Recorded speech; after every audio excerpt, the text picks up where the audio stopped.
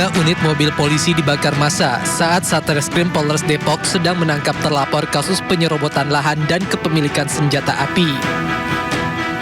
3 mobil ini dibakar di tengah jalan dan menjadi tontonan warga. Kejadian berawal saat polisi menjemput paksa TS lantaran mangkir dari 2 kali pemanggilan atas 2 laporan polisi. Namun saat polisi menjelaskan surat perintah penangkapan, massa merusak dan membakar mobil polisi tersebut. Peristiwa tersebut berasal dari tindakan kepolisian rekan-rekan Satreskrim Polres Metro Depok. Jadi kegiatan yang kami lakukan adalah melaksanakan perintah membawa tersangka dan saksi terhadap seseorang yang pada waktu itu diketahui berada di Kampung Baru. Tidak ada korban dalam peristiwa ini.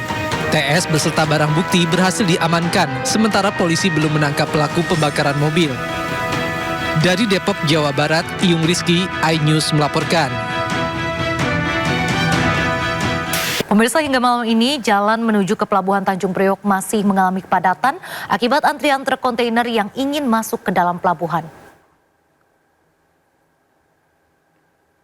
Antrian truk tersebut untuk melakukan proses bongkar muat peti kemas. PT Pelindo menyebut adanya penambahan volume bongkar muat di Pelabuhan NCPT 1 karena ada 3 kapal yang berlabuh di luar jadwal yang seharusnya. Perubahan jadwal ini disebabkan penundaan atau delay dari pelabuhan sebelumnya. Pelabuhan NCPT 1 memiliki kapasitas bongkar muat untuk 2.500 kontainer per hari. Namun akibat lonjakan lebih dari 4.000 kontainer menyebabkan antrian mengular dan berdampak pada lalu lintas sekitar jalur Jalan Yosudarso dan Cilincing, Jakarta Utara.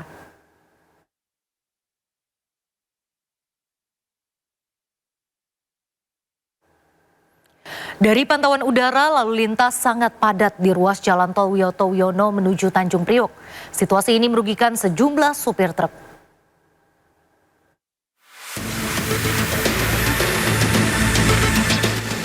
Beginilah antrian kendaraan yang mengular sepanjang ruas Jalan Tol Wiyoto Wiono menuju Tanjung Priok, Jakarta Utara dan kawasan Cakung Cilincing, Jakarta Utara.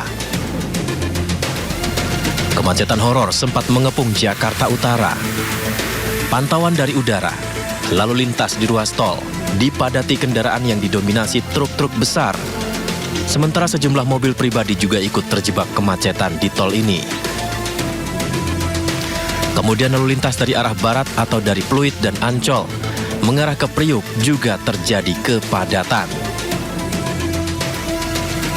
Kemacetan yang terjadi sejak Rabu malam ini akibat penumpukan depo peti kemas untuk melakukan ekspor dan impor barang pasca Lebaran dan menjelang libur panjang. Kemacetan parah ini dikeluhkan sopir-sopir truk. Selain karena harus mengantri dengan waktu yang sangat lama, akibat antrian ini tiket gate pass akhirnya melebihi masa berlaku 24 jam dan harus diperpanjang ulang hingga mengeluarkan biaya lagi. Pagi kemarin. Pak, itu dari mana, Bang? Dari Marunda. Paginya itu jam berapa, Bang? Jam 7-an. Baru sampai sini? Baru sampai sini sekarang jam berapa? Oke. Diputer-puter sama pas 1. Berarti udah seharian, Bang, ya? Udah seharian mau macet loh.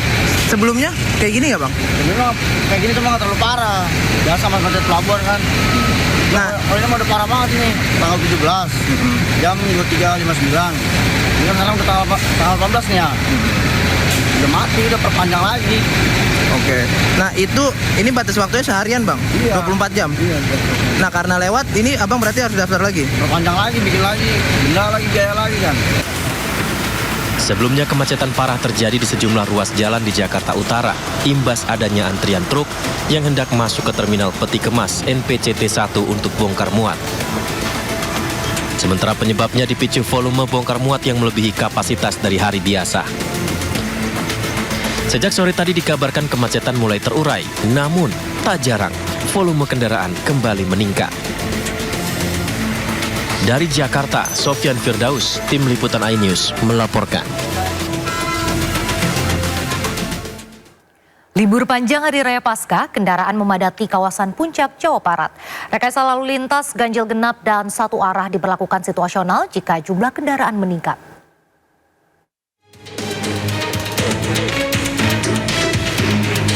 Libur panjang dalam rangka memperingati Paskah, masyarakat memadati kawasan Puncak untuk berlibur.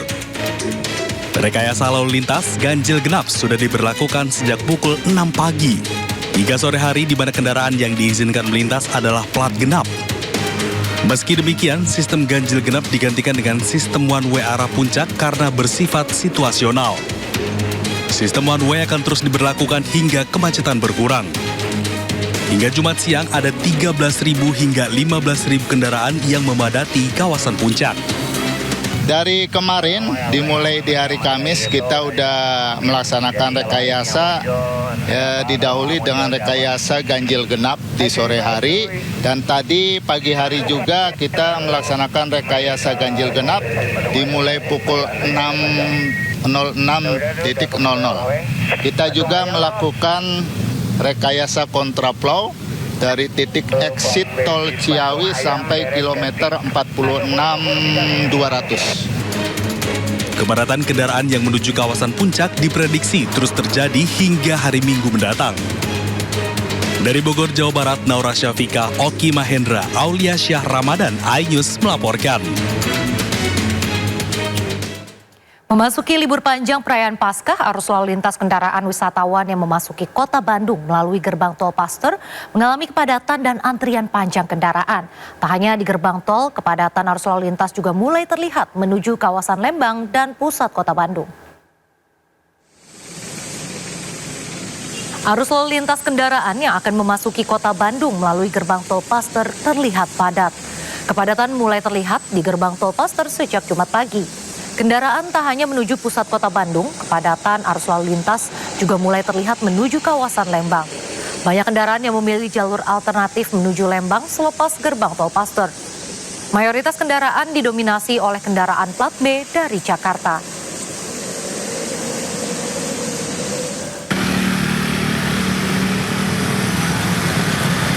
Sementara itu kawasan Simpang Ledeng juga mengalami kepadatan. Volume kendaraan juga mengular hingga 2 km atau hingga Jalan Setiabudi Kota Bandung. Kendaraan dari arah Lembang menuju Kota Bandung juga mengalami kepadatan. Hal tersebut membuat petugas kepolisian memberlakukan sistem buka tutup agar kemacetan dapat terurai.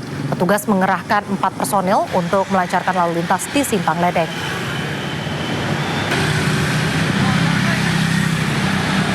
Untuk arus lalin siang hari ini yang dari bawah ke atas kelihatan mulai meriah, sedangkan yang dari atas turun ke bawah juga rada meriah. Demikian untuk situasi siang hari ini. Ini didominasi dari kendaraan dari mana saja? Kalau kendaraan dominasi untuk siang hari ini kebanyakan dari luar kota. Mereka mungkin ingin pada libur ke daerah Lembang untuk pariwisata. Kita ke informasi lain pemirsa, manajemen Rumah Sakit Persada di Malang, Jawa Timur akhirnya merespon dugaan kasus pelecehan seksual yang dilakukan oknum dokter yang berpraktik di rumah sakitnya. Dalam keterangan persnya, pihak rumah sakit berjanji akan kooperatif dan menyerahkan proses hukum yang berlaku kepada polisi.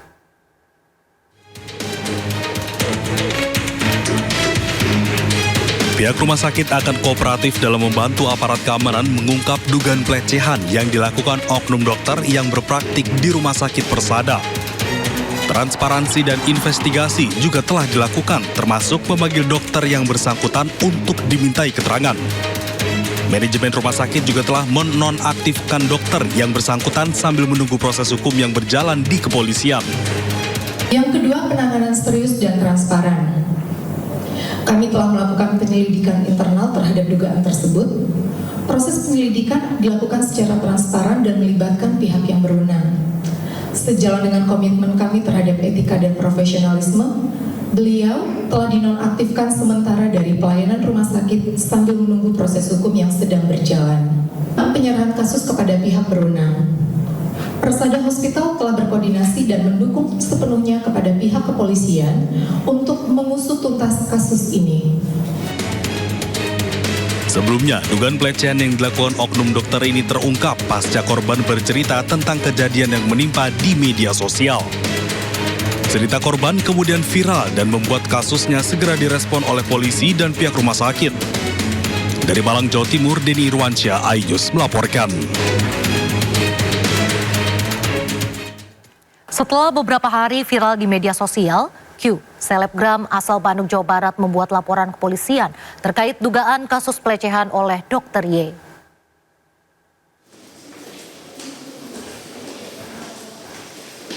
Inilah Q, selebgram asal Bandung yang tiba di Kota Malang dan langsung mendatangi unit perlindungan perempuan dan anak Satreskrim Polresta Malang Kota Jumat sore. Didampingi keluarga dan kuasa hukumnya, Q, selebgram asal Bandung tersebut membuat laporan dugaan pelecehan yang dilakukan oleh oknum Dr. Y. Kuasa hukum mengaku bahwa dirinya membawa beberapa bukti atas tindakan dugaan pelecehan yang dilaporkan. Kuasa hukum juga menyesalkan hingga beberapa hari viral tidak ada upaya sedikit pun dari pelaku ataupun rumah sakit untuk berkomunikasi dan meminta maaf. Masuk ujung kanan.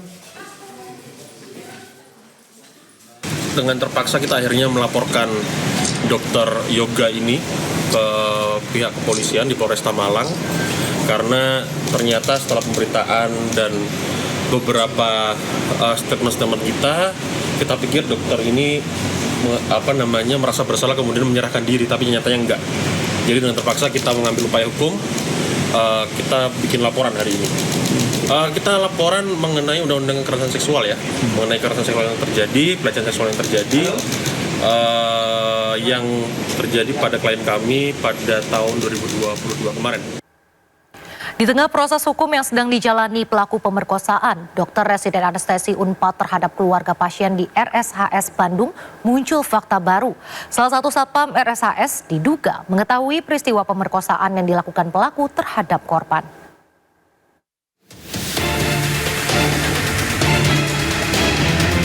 Satpam di Rumah Sakit Hasan Sadikin Bandung diduga mengetahui pemerkosaan terhadap keluarga pasien oleh oknum Dr. Residen Anestesi Priguna Anugrah Pratama. Hal tersebut terungkap setelah tim kuasa hukum korban menemukan postingan salah satu influencer kesehatan Dr. Mirza serta pengakuan dari keluarga korban. Dari cerita kakak kandung korban, ketika korban FH sedang menjenguk sang ayah di dalam ruang ICU, salah satu satpam menghampiri dan menginterogasi korban. Dengan bahasa yang tidak pantas, petugas tersebut bertanya kepada korban bagaimana rasanya disetubuhi. Seolah-olah satpam tersebut mengetahui jika korban sudah disetubuhi pelaku. Mendapat pertanyaan seperti itu, korban hanya terdiam. Menurut kuasa hukum korban, Jutek Bongso, menduga ucapan yang dilontarkan satpam kepada korban seolah-olah mengetahui tindakan bejat dokter residen tersebut. Sepertinya security ini kalau dari percakapan yang kami dapat seolah-olah mengetahui ada kejadian ini. Artinya kami mau pastikan apakah kejadian ini sudah umum sehingga ini menjadi viral dan diketahui oleh security yang sana. Kalau ini kejadiannya benar, security ini tahu, ini saya nggak tahu mau ngomong apa lagi kepada lembaga. Sebelumnya, Dr. Residen RSHS dari Program Pendidikan Dokter Spesialis Unpad Priguna Anugrah Pratama diduga melakukan pemerkosaan terhadap penunggu pasien di RSHS. Pelaku sudah ditetapkan menjadi tersangka dan dijerat Undang-Undang Tindak Pidana Kekerasan Seksual dengan ancaman 12 tahun penjara. Dari Bandung, Jawa Barat, Billy Maulana, iNews melaporkan.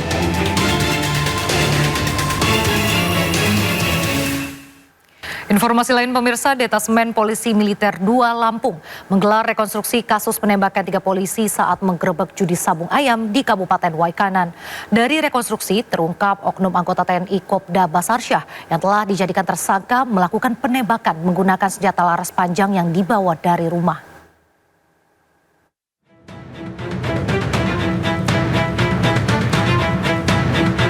Tim penyidik Detasmen Polisi Militer 2 Lampung menggelar rekonstruksi kasus gugurnya 3 polisi saat menggerebek judi sabung ayam di Desa Karangmanik, Kecamatan Negara Batin, Kabupaten Waikanan pada Kamis 17 April 2025. Rekonstruksi digelar di lapangan Satuan Logistik Korem 043 Garuda Hitam dengan menghadirkan tersangka penembakan Kopda Basarsyah, tersangka perjudian Peltu Lubis dan Aibtu Kapri Sucipto.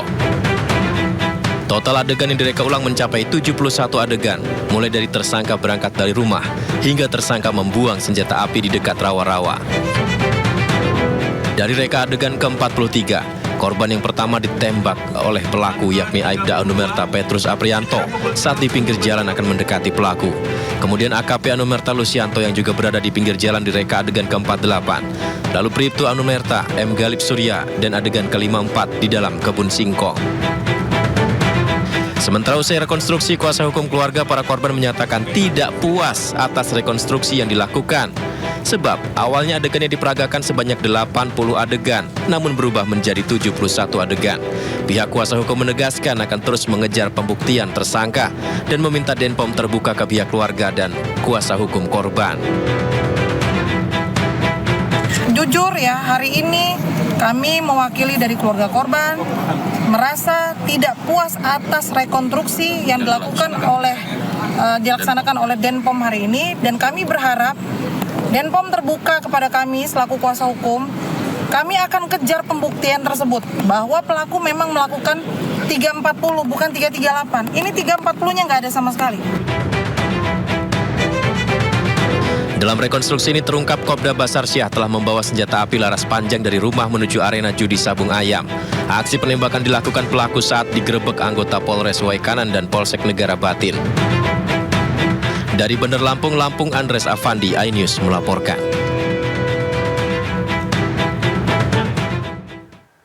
Mantan Gubernur Jawa Barat Ridwan Kamil akhirnya menempuh jalur hukum atas kasus dugaan perselingkuhan dirinya dengan seorang model dewasa, Lisa Mariana. Informasi selengkapnya usai jeda, tetaplah di Sindo Malam.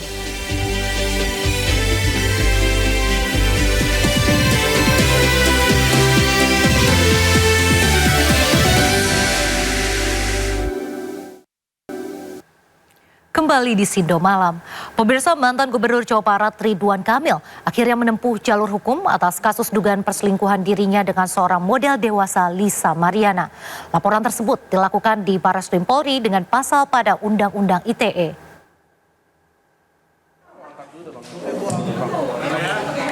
Dianggap mengganggu psikologis serta mencemarkan nama baik keluarga, akhirnya mantan Gubernur Jawa Barat melaporkan model majalah dewasa Lisa Mariana ke Barreskrim Polri. Hal tersebut disampaikan kuasa hukum Ridwan Kamil dalam jumpa pers Jumat siang di kawasan Kemang, Jakarta Selatan. Kuasa hukum Ridwan Kamil mengatakan ini untuk menjawab somasi dari pihak Lisa Mariana di mana semua tuduhan yang dilayangkan adalah tidak benar. Laporan kepolisian di Barreskrim tersebut diketahui dilakukan pada tanggal 11 April sepekan yang lalu. Diketahui sebelumnya, Lisa Mariana muncul ke publik dalam jumpa pers dan melayangkan somasi kepada Ridwan Kamil. Yaitu pertama kami ingin menanggapi dulu bahwa pada hari Jumat yang lalu tanggal 11 bulan 4 klien kami, Pak Ridwan Kamil telah disomasi oleh pihak kuasa hukum LM gitu, di mana terhadap somasi tersebut kami telah menanggapinya yaitu sebagai berikut. Pertama, klien kami menolak seluruh dalil-dalil dalam klaim dalam somasi tersebut karena tidak pernah klien kami memiliki hubungan hukum apapun sebagaimana yang diklaim oleh saudari LM. Kemudian kedua, kami mempersilahkan kepada tim kuasa hukum LM atau kepada LM untuk melakukan upaya-upaya hukum yang sesuai prosedur. Dan ketiga, klien kami telah mencadangkan haknya untuk melakukan upaya hukum terhadap siapapun yang telah melakukan fitnah, merusak reputasi, dan melakukan tekanan psikologis maupun sosial baik kepada klien kami ataupun kepada keluarga klien kami. Itu tanggapan kami, jawaban kami terhadap somasi yang dilayangkan oleh tim kuasa hukum LM. Kemudian atas dasar tersebut kami juga sudah berkoordinasi dan juga sudah melakukan diskusi bahwa Bapak Ridwan Kamil akhirnya setuju dan sepakat untuk menempuh upaya hukum.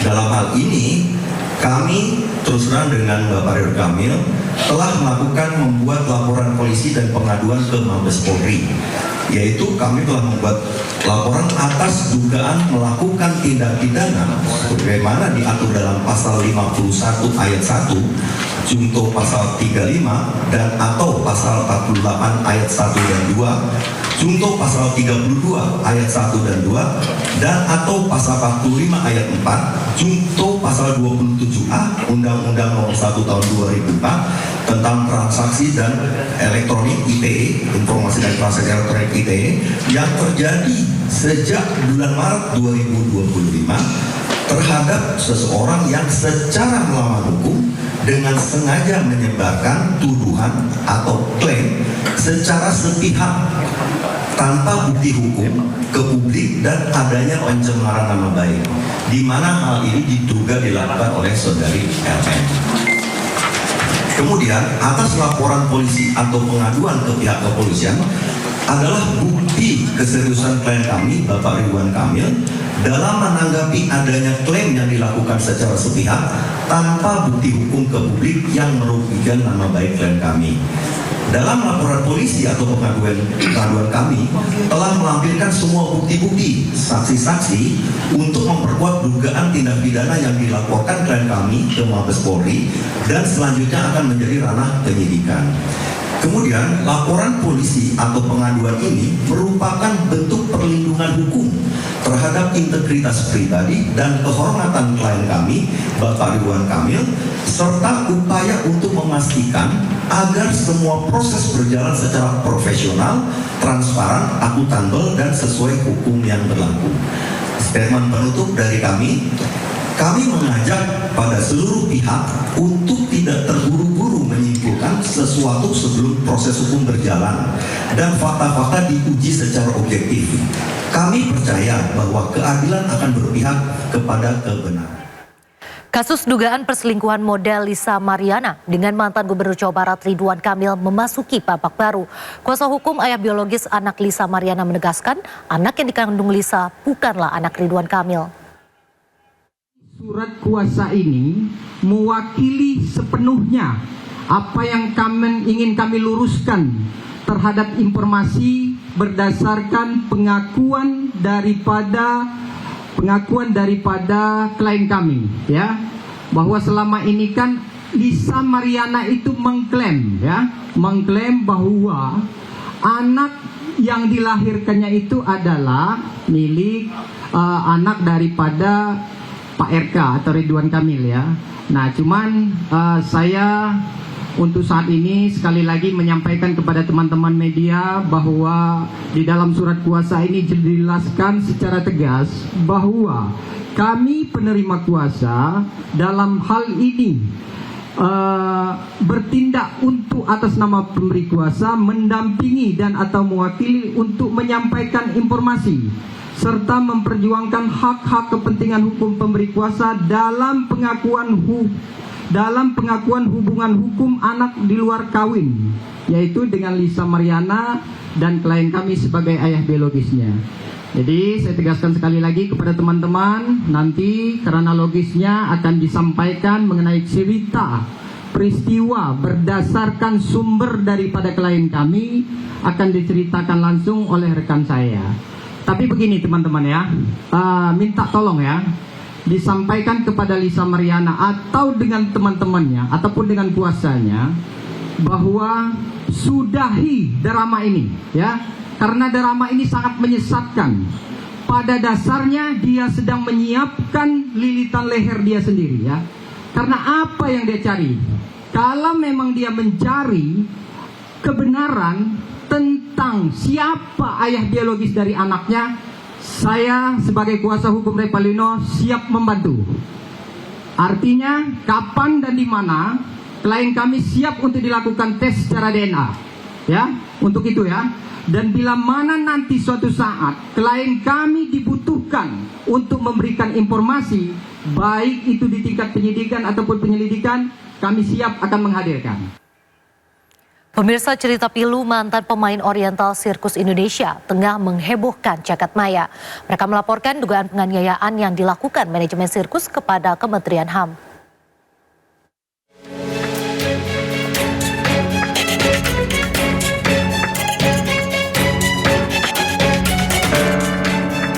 Sejumlah foto pemain sirkus Oriental Indonesia yang diambil sekitar tahun 70-an hingga tahun 80-an saat ini beredar di masyarakat.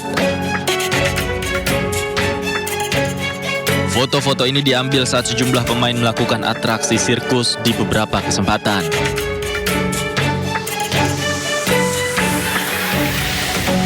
Ada juga sebuah foto yang bertuliskan curahan hati salah satu pemainnya yang jatuh saat atraksi dan sempat tidak sadarkan diri selama beberapa jam. Itu saya main terapis akrobatik di udara itu, saya jatuh pada saat siung. Ternyata saya patah tulang belakang. Saya minta disetrumin, Pak. Di badan saya, kalau saya disetrumin sampai saya jatuh lemes. Akhirnya dipasung, Pak, selama 2 minggu.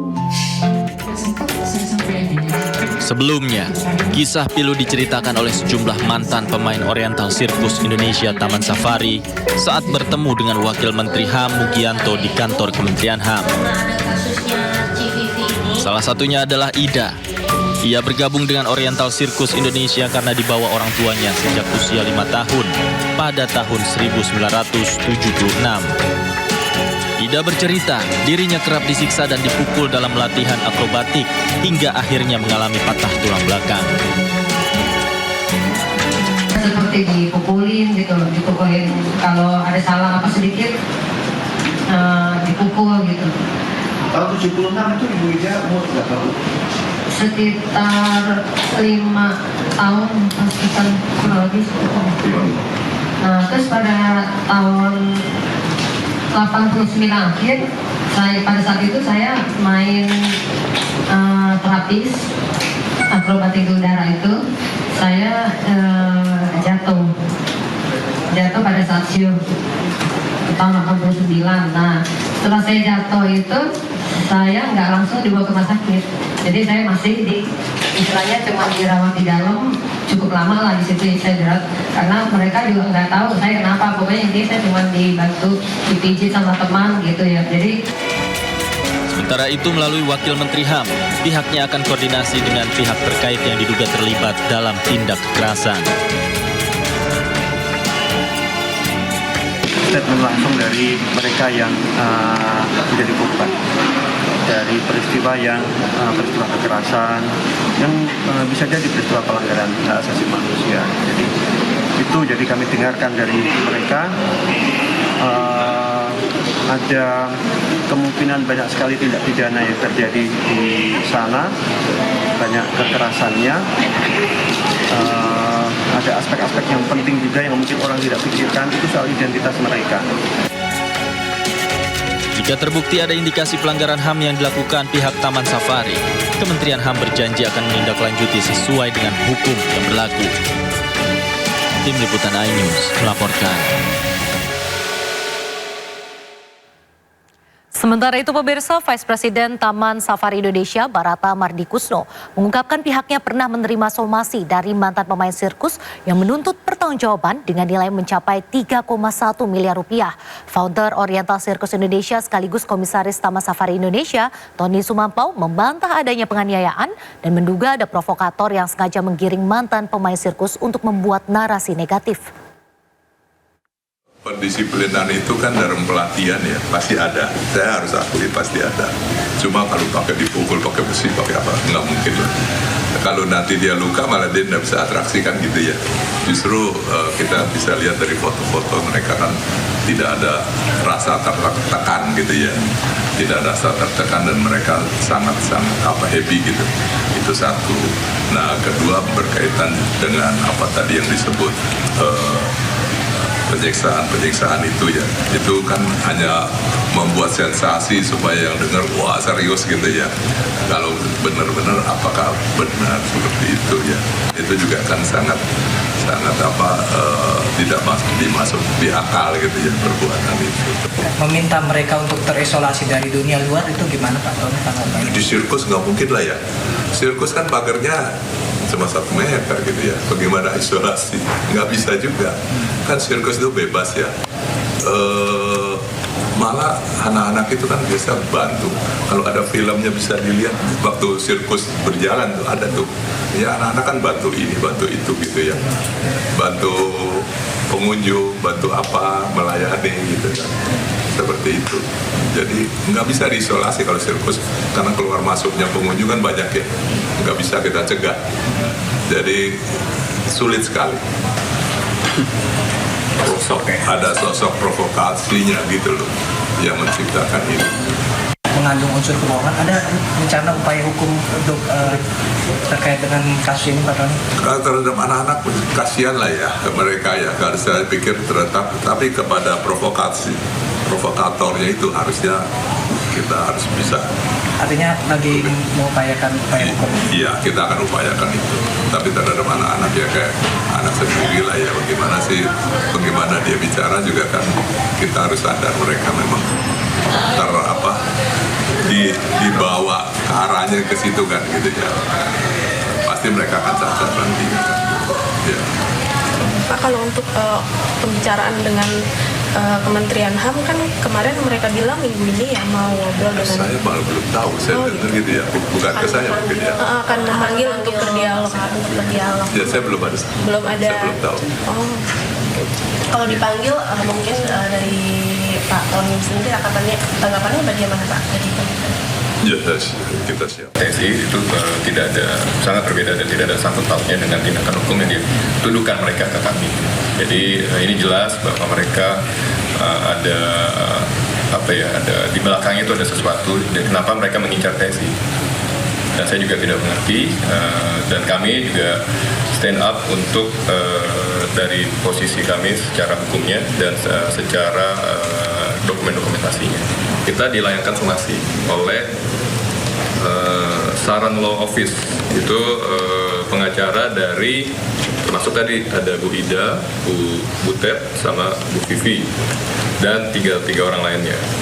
Itu mereka meminta masing-masing 300 juta. Untuk Bu Ida, khusus Bu Ida mereka meminta 1 M. Jadi in total itu kurang lebih 3,1 M. Dan mereka melayangkan somasi itu ada 2 kali. Satu itu bulan Oktober bersamaan tapi dipisah. Lalu tanggal 31 Oktober tahun 2024 tahun yang sama mereka bergabung untuk in total itu 3,1. Nah untuk jumlahnya sendiri itu mereka meminta 5 hari untuk kita membayar. Tapi kan kita sudah menjelaskan, kita menjawab bahwa orang-orang ini tidak terdaftar di TSI. Kita tidak ada sangkut pautnya dengan mereka tidak terdaftar untuk di TSI ini sendiri. Pemirsa, tim negosiator Indonesia telah bertemu dengan sejumlah kementerian Amerika Serikat untuk membahas soal tarif impor baru Presiden Trump. Menko Perekonomian Erlangga Hartarto bertemu dengan United States Trade Representative atau USTR James Greer. Dalam pertemuan keduanya menghasilkan kesepakatan yang rencananya akan dicapai dalam 60 hari ke depan. Selain bertemu dengan USTR, Erlangga juga bertemu dengan Menteri Perdagangan Amerika Serikat Howard Lutnick. Target utama tim negosiasi adalah menurunkan tarif impor yang dibebankan oleh pemerintah Amerika Serikat kepada Indonesia.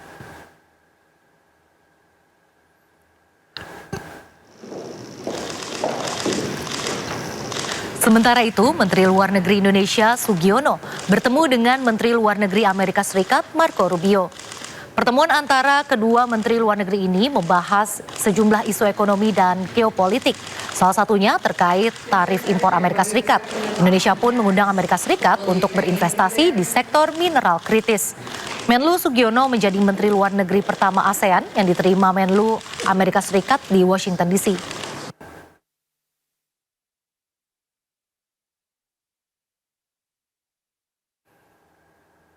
Pemirsa, upaya diplomasi dan negosiasi terhadap kebijakan tarif impor Amerika Serikat menemui titik terang. Menko Perekonomian Erlangga Hartarto menyatakan pemerintah Amerika Serikat bersedia untuk melakukan negosiasi dan akan diputus dalam jangka waktu 60 hari.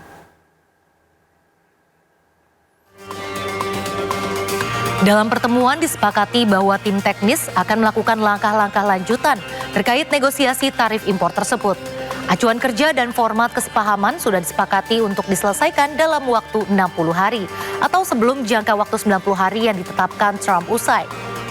Salah satu poin perjanjian adalah kesepakatan untuk tambahan pembelian energi dari Amerika Serikat seperti gas alam cair atau LPG, minyak mentah, juga bahan bakar minyak. Erlangga menambahkan salah satu kendala yang ditemui Pembeli di Amerika Serikat meminta pengusaha Indonesia untuk berbagi selisih kenaikan tarif impor. Akibatnya penerapan tarif impor Amerika Serikat adalah biaya ekspor yang tinggi. Indonesia menyepakati dengan Amerika akan diberikan langkah-langkah lanjutan dengan tim teknis baik dari USTR maupun dari Secretary of Commerce, dan ada yang menarik bahwa Indonesia dan Amerika Serikat bersepakat untuk menyelesaikan perundingan ini dalam waktu 60 hari dan sudah disepakati kerangka ataupun framework acuannya. Dan formatnya pun sudah disepakati, yaitu format dari framework perjanjian tersebut, dan scopingnya termasuk kemitraan perdagangan investasi, kemitraan dari mineral penting, dan juga terkait dengan reliabilitas daripada koridor rantai pasok yang mempunyai resiliensi tinggi. Nah, hasil-hasil pertemuan tersebut akan dilanjuti dengan berbagai pertemuan, bisa 1, 2, atau 3 putaran, dan kami berharap dalam 60 hari kerangka tersebut bisa ditindaklanjuti dalam bentuk format perjanjian yang akan disetujui antara Indonesia dan Amerika Serikat. Kembali di Sindo Malam pemirsa, memperingati wafatnya Yesus Kristus, umat Katolik mengikuti ibadah Jumat Agung di Gereja Katedral Jakarta. 4.600 kursi disiapkan untuk para jemaat Katolik untuk mengikuti ibadah. Dalam momen memperingati wafatnya Yesus Kristus, umat Katolik menggelar ibadah Jumat Agung di Gereja Katedral Jakarta. Salah satu rangkaian dalam peringatan Jumat Agung yaitu Jalan Salib Kreatif yang dipersembahkan oleh Orang Muda Katolik Katedral Jakarta. Jalan Salib Kreatif tahun ini bertajuk Mater Purisima yang berarti Ibu yang Sangat Suci, di mana mengangkat cerita tentang Bunda Maria yang hatinya terluka melihat putranya Yesus Kristus sengsara. Pihak katedral menyiapkan sekitar 4.600 kursi untuk menampung umat Katolik beribadah. Pada hari ini ibadat akan dilaksanakan 3 kali. Jadi 1 kali Jalan Salib Kreatif, kemudian ibadat 3 kali. Dimulai dari ibadat yang pertama itu di pukul 12. Itu nanti akan dipimpin oleh Romo Edi Mulyono SY bersama dengan Romo Maharsono SY. Kemudian pukul 15 yang merupakan hybrid di pukul 15 itu akan dipimpin oleh Romo Hani Rudi Hartoko SY. Kemudian ditutup dengan ibadat ketiga yaitu pukul 18 yang akan dipimpin nanti oleh Romo Diodatus SY bersama dengan Romo Andre M SY. Umat Katolik dan ribuan peziarah antusias mengikuti prosesi Laut Sembana Santa di Kabupaten Flores Timur, Nusa Tenggara Timur. Suasana Sembana Santa kali ini agak berbeda. Pasalnya baru kali ini hujan terus mengguyur kota Larantuka sejak pagi hari.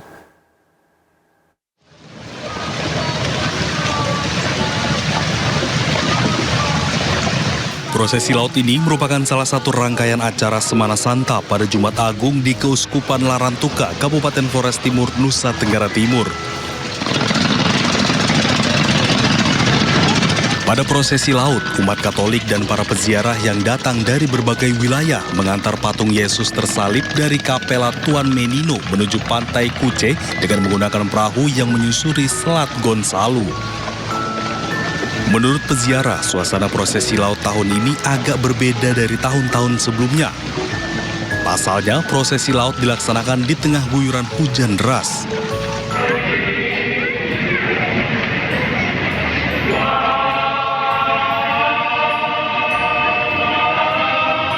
Meski demikian, umat Katolik tetap antusias demi mengantar patung Yesus tersalib. Hal ini merupakan ungkapan penghayatan iman umat Katolik pada Yesus yang wafat demi menebus dosa manusia.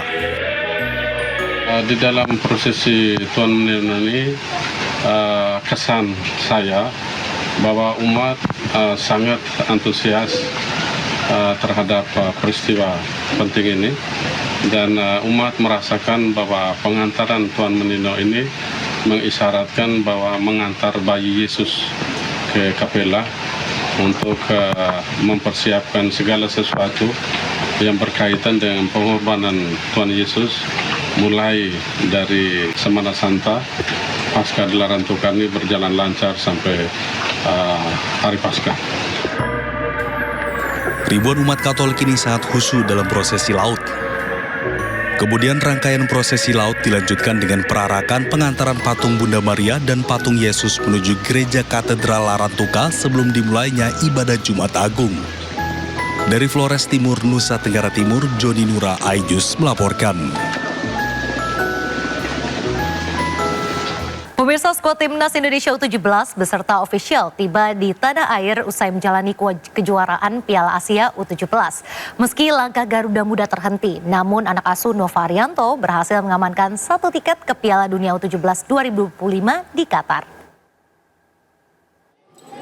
Pak Manajer. Salam.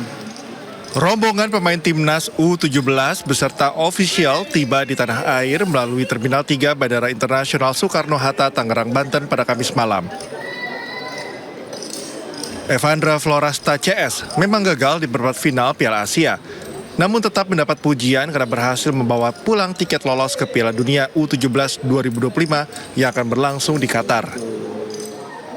Seluruh pemain dalam kondisi baik dan sehat, termasuk Coach Nova Arianto.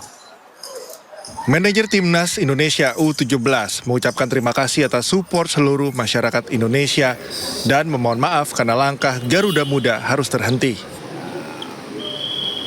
Target yang diberikan kan tercapai semuanya, ya. Hanya memang kita langkah kita di Piala Asia aja. Tapi paling tidak begini, sekarang di setiap kelompok umur Indonesia sudah menetapkan target selalu wajib ikut Piala Asia agar kita udah terbiasa main di sana. Kemarin ketika lolos Piala Dunia, suasana aroganti bisa digambarin nggak sih Pak Manajer? Alhamdulillah lah, semua kan ada juga di medsos ya. Sementara Nova Arianto, pelatih Timnas Indonesia U17 mengatakan anak asuhnya akan beristirahat selama 2 bulan. Ia pun mengingatkan kepada anak asuhnya agar tetap fokus menghadapi laga-laga mendatang. Ya, rencana kita akan libur sekitar 2 bulan sambil menunggu setelah ini kita akan laporkan roadmap Piala Dunia dan kita lihat kapan kita akan memulai, tapi kalau sesuai dengan roadmap kita akan mulai di bulan Juli kita mulai. Untuk persiapan Piala Dunia U17 nanti tentunya menjadi prioritas Garuda Muda dan akan tampil maksimal demi mengharumkan nama bangsa. Dari Tangerang, Banten, Hasnugara, iNews melaporkan.